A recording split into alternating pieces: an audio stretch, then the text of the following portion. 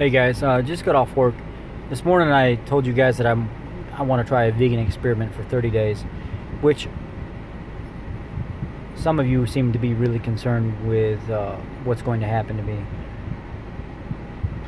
I am to an extent, but I'm curious, and if somebody here doesn't figure out whether or not eating the most pure, ultimate form that you can possibly get your hands on without extreme inconvenience, when it comes to vegetables and fruits and things like that, maybe benefit to us. But maybe it's just not time for that right this second. Maybe I need to push it out even further. And the reason I say that is not because of any of the comments here. I appreciate the concern, but some things really strike me from some of the comments I got. I would think that you guys would probably try to support more than anything, and for the most part, that's what I got. There was a few of you that kind of shocked me with some of your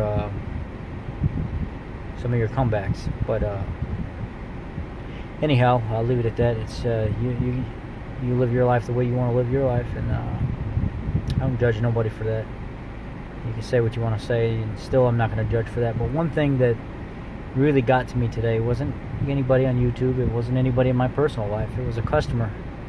He came in and he's always dressed in like Steve Irwin style clothes, khakis. Looks like he's going out in the safari or something like that, and he's got a khaki style shirt, and he's got like some kind of khaki style hat on. And I just got done I finished a big job on his truck. You know, I did an EGR cooler on his newer F250 diesel, and we were standing there talking, and he said, "Man, since I've seen you here, you've been losing some weight." And I said, "Yeah, I just eat right, you know." I said, "Have you ever heard about keto?" And he said, "Oh yeah, I've heard about keto. Healthy fats, good sources of protein, vegetables." And I said, "Yeah, I'm starting to grow my own vegetables, so I become more sustainable." And he said, "Actually, I have a farm store. I had one here in your town that you work, but I also have one in Winfield, Louisiana. If you ever want to come by and check it out." He said, "Actually," he said, "next year, maybe this year, if enough people push, I'm going to start actually teaching people how to grow organically grown produce themselves, beds and crops."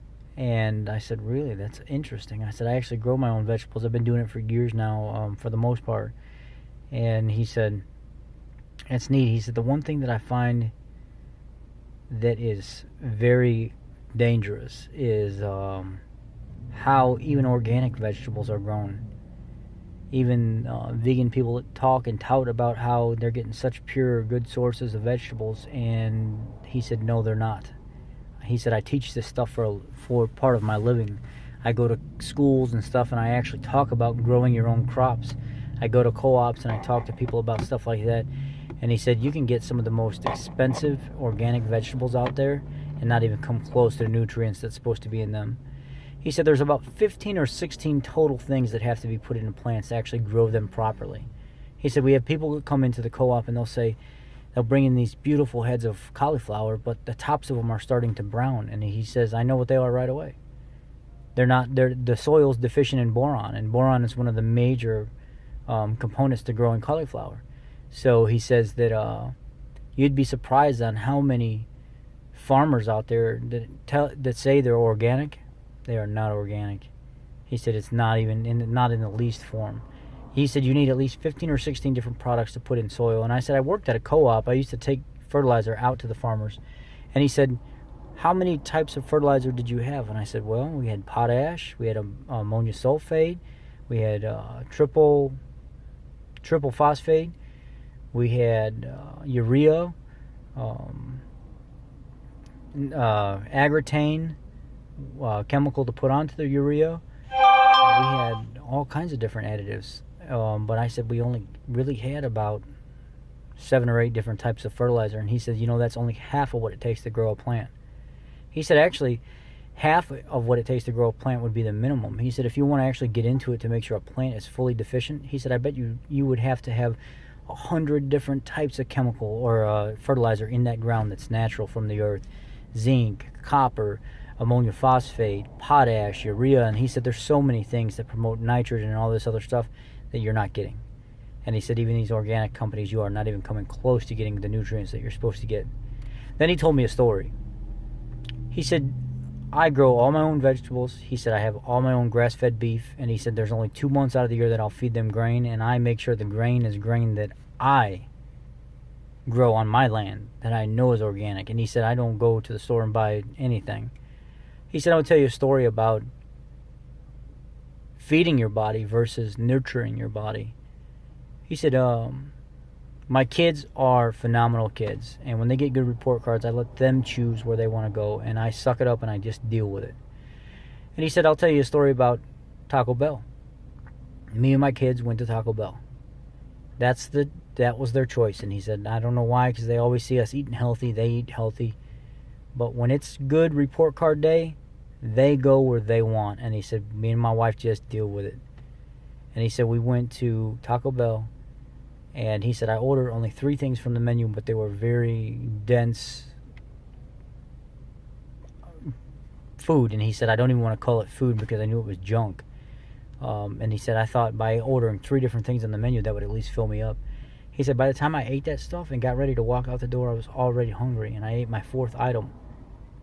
And by the time I actually got halfway home, I was hungry again. He said, that's empty calories.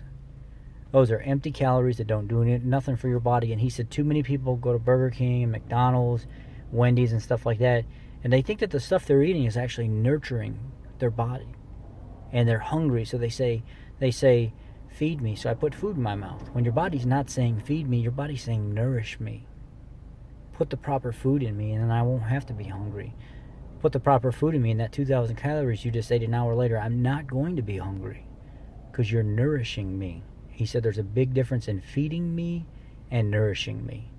And he said that's where people fail.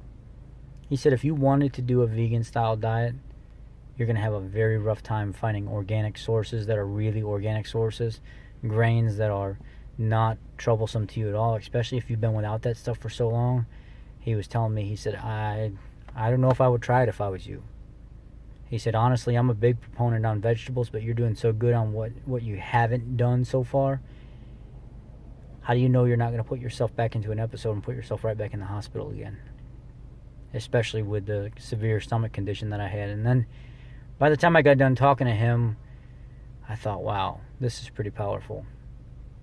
And then he said, if I was you, I would just keep doing what I'm doing. He said, why don't you come out to my place, my homestead, and I'll let you see how I do things. Come learn, come look at things, come. And then we started talking about different conditions and different things that are in food. And I educated him on some things, and he educated me on some things. And he said, dude, I think me and you could really learn from each other.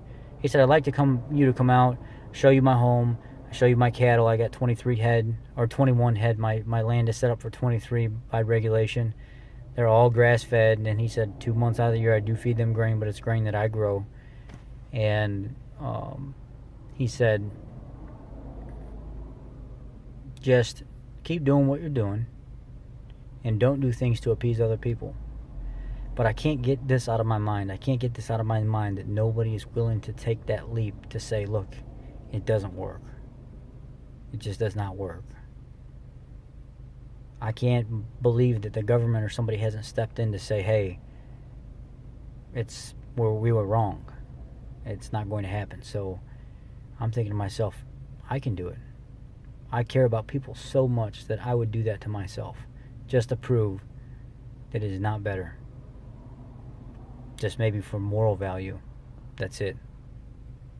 Anyhow, it was interesting talking to this man, and I definitely will be going to visit him. I will be going to visit his store. His store is called Town and Country in Winfield, Louisiana. And he was just basically telling me about the big box chains, the Tractor Supplies and stuff like that, and how they have such cheap products compared to actually the mom and pop stores that have real full-blown 100%, you don't, when you get brush killer or grass killer, you're getting a 1 or 2, 3 ingredients thing where you might get 6 or 7 ingredients in the product at a mom and pop, like he's got Town and Country, the farm store, that's going to work 10 times better. So he was saying, come on out, check out the store. I'll take you out to the house. I'll show you the farm. I'll show you the animals. I'll show you the gardens. And he said, everything's organic. We don't use, and we don't put, We rotate our crops. We don't grow anything from the same soil over and over and over again, because as you do that, you deplete all the micronutrients. Almost every vegetable that you buy from Walmart or any store that is like some kind of chain, unless you can actually verify that it's organic and it's grown from rotated crops and that they're constantly replenishing the nutrients in the soil every year, you're not buying yourself anything that's really doing that much for you. It was an interesting conversation. Anyhow, I'm going to finish my trip home. I just wanted to pull over and talk to you guys about something that was on my mind, and we'll go from there. All right, guys. Take care and have a good evening. Keto on.